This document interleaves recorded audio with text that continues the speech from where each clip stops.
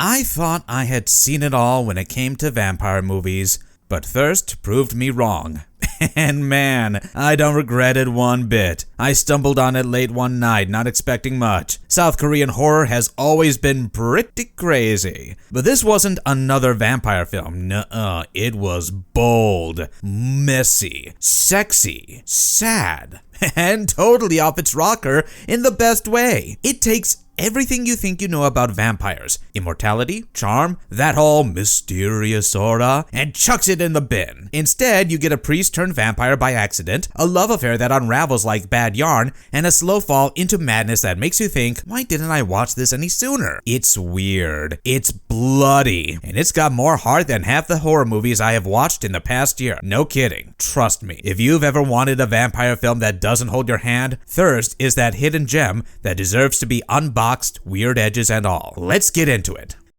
Faith, Flesh, and Fangs. The Fall of Sang-Hyun. Sang-Hyun starts off as a straight-up good guy, the kind of man who takes his faith seriously. A soft-spoken Catholic priest, deeply committed to helping others, someone who can't walk past suffering without wanting to fix it. He's the guy who spends his time praying over dying patients and volunteering at hospitals. So, when a mysterious flesh-eating virus called the Emmanuel virus starts wiping people out with a horrific flesh-rotting infection, Sang-Hyun, in a desperate attempt to help humanity, signs up for a high-risk clinical trial in Africa that involves getting infected with this thing to test a possible vaccine. He joins a hush-hush medical trial, and all he wants is to genuinely help and to find a cure. The problem is, the trial can completely go sideways, and yeah, he flatlines. They pronounce him dead. Except he's not. In a last-ditch Hail Mary, the doctors pump him full of blood from an anonymous donor, which we later get to know belonged to a vampire,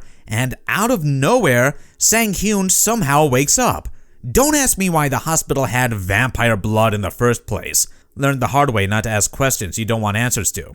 Anyway, while Sang-Hyun came back to the world of the living, but only now, things feel off. He walks out of that hospital with a second chance, but his body starts changing fast. His skin burns in sunlight, his body heals almost instantly from injuries, his vision sharpens, and he can hear whispers from rooms away. And most importantly, suddenly, he is starving for blood. Real human blood. At first, he tries to hold it together, hide it, tries to live with the thirst quietly. He steals blood packs from the hospital fridge instead of biting people, hoping no one catches on. He thinks he can balance the scales, be a man of God and a creature of the night. But for how long? The saintly image starts crumbling.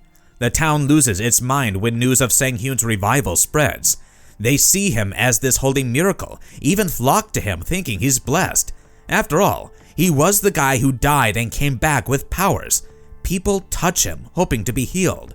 Some straight up worship him. But under that white priest's collar, things start rotting fast. Things go from bad to worse for Sang-Hyun when he runs into Tae-ju, a woman married to his childhood friend, Kang-woo, a clingy, sickly man-baby whose mom still controls every move he makes. Tae-ju is stuck in this soul-sucking marriage, bored stiff and bitter, being treated like furniture. One look at Sang-Hyun, and she sees a way out. They fall for each other, fast and recklessly. A heated affair. Sang-Hyun, the same man who once preached purity and restraint, now hides his steamy affair. He lies to himself, thinking it's love or maybe redemption, but deep down, the guilt eats him alive. He knows what he has become, maybe not a monster, but a man who let go of his moral compass piece by piece. From there, it all went downhill. Tae-ju plays the fragile wife card to the T. She pushes him, manipulates him, and gets Sang-Hyun to kill Kang-woo, claiming abuse. He kills to protect her. He drowns his own friend in what looks like a fishing accident. Then he watches Tae-ju dance around the grief, milking sympathy from everyone. She eventually reveals sides of herself that even Sang-Hyun didn't see coming. Their relationship becomes a toxic mess, raw, addictive, destructive. They enable each other. They ruin each other, and there's no escape. But it doesn't stop. The bodies begin to pile up. The lies get worse. Sang-Hyun loses his grip on whatever conscience he had, and Tae-ju, well, she turns too. Now there are two monsters playing house, blood on their hands, and soon she goes on a killing spree. She kills for fun, and Sang-Hyun realizes he has unleashed something far worse than himself. Buried under guilt and disgust, he starts falling apart. His faith is in pieces. He is tired of lying, tired of killing, but he's no villain, just a man who fell from grace. He wrestles with the weight of every life he took, every vow he broke, and every boundary he crossed. Realizing there's no going back, he makes a choice. In the end, he packs her into a car and drives off into the middle of nowhere. He parks just before sunrise, tosses the keys, and waits. The sun climbs up, slow and merciless. Tae-ju panics, digs through the car, and screams at him, but there's no running. He sits there, calm and silent, watching the sky light up. And when the sun finally rises, he chooses to face it. With Tae-ju by his side, they burn together, reduced to ashes on a cliffside, not as lovers or saints, but as two broken people who took it all too far. Not your Twilight vampire, the vampire reimagined. Thirst doesn't play by vampire rules, if there were one, and definitely throws out the glittery nonsense. You know what I'm talking about. The movie is not about pale, blood-dried vampires, or about vampires glistening in the sun, as a matter of fact. Thirst is also not about the usual fanged Dracula tale with cloaks, caskets, and cringy garlic repellent. Director Park Chan-wook takes the whole bloodsucker myth and burns it to the ground. What we get instead is something ugly, vampirism that looks and feels like a disease. It eats you alive from the inside. Sang-Hyun doesn't get turned after a sexy bite in a dark alley. He doesn't grow fangs. He gets infected. And this film treats vampirism like so, a virus. Messy, medical, and very real, as it can be. Sang-Hyun gets infected, and suddenly, he is undead. Plain and simple. His body falls apart without blood. Skin rots, wounds stay open, pain hits hard and never lets go. If he doesn't feed, he decays. The virus rewires everything. He starts craving blood, like an itch under the skin he can't scratch. And when he does feed, it doesn't feel as glorious. It feels desperate. He slurps blood out of IV lines and hospital fridges like a man clinging to life. While the curse gives him strength, this thirst is more than blood. It drags out everything Sang-Hyun spent years burying under his faith. Lust, shame, rage, and doubt. It all starts boiling over. Before the transformation, he lived like a saint. Celibate, selfless, calm. The guy who once gave up everything for purity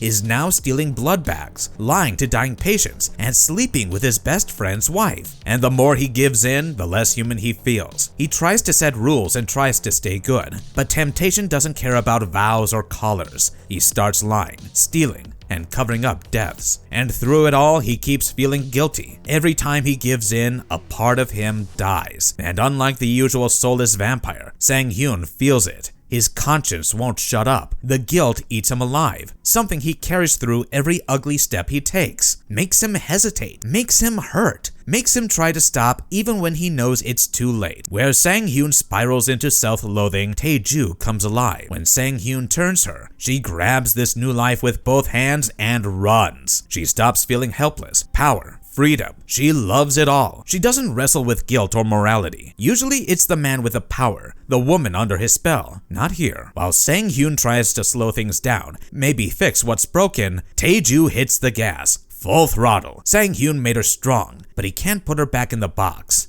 And that terrifies him. This whole dynamic becomes a tug of war, with Sang-Hyun trying to wrestle with sin and holding on to what little humanity he has left. When Sang-Hyun drinks from that IV tube, he knows how far he has fallen, but he is too far gone to stop. On the other hand, Tae-ju swims in the kills. It turns into a toxic addiction they feed off. She wants control. He wants redemption. They get neither. That's what makes Thirst different. It doesn't glamorize the monster. It doesn't paint vampires as cool or tragic. It shows what's left when you peel away the fantasy. For Sang-Hyun, it exposes the rot beneath his sermons. For Tae-ju, it unlocks a cruelty she never got to explore, and both getting swallowed up by a curse they thought they could control, because when the thirst kicks in, all that ugliness spills out.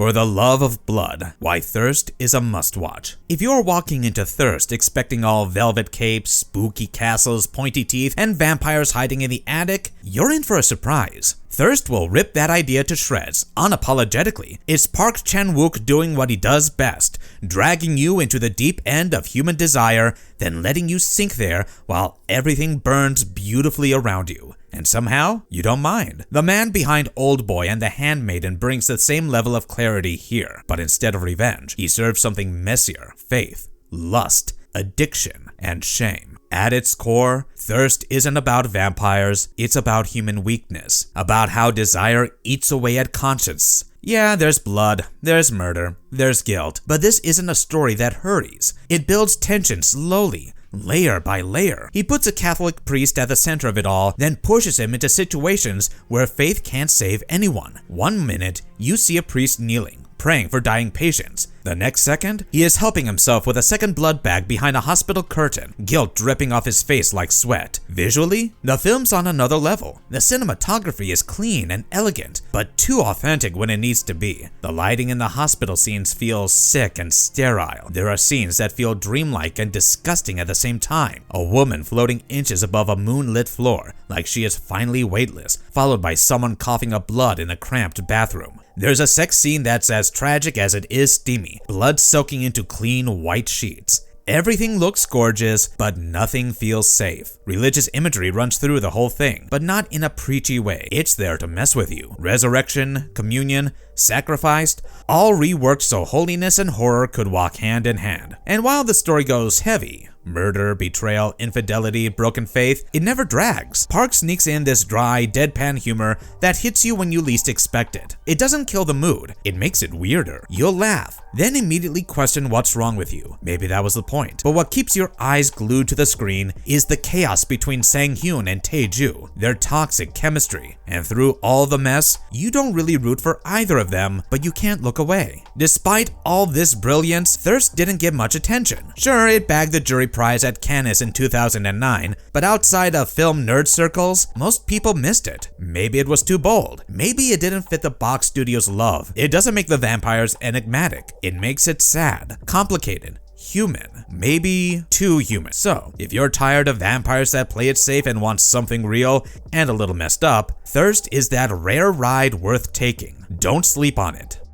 Marvelous verdict. Thirst wrecked me in all the right ways. It's one of those rare films that doesn't care about ticking genre boxes. It's messy on purpose and heartbreaking without overdoing the drama. It's funny, violent, sensual, and tragic, sometimes all in one scene. What makes it unforgettable isn't the blood or the vampirism. It's how human the whole thing feels. This isn't about good versus evil. It's about two broken people clinging to each other while everything around them burns. It doesn't scare you with monsters. It shows you the monster in the mirror. And somehow, it still finds a way to be beautiful. The film gets under your skin and stays there. And honestly, I wouldn't have it any other way. So, if you're into clean stories with heroes and happy endings, this ain't for you. But if you want to see hunger, real, raw, messy hunger, for love, for life, for meaning, this is the one. Totally recommend.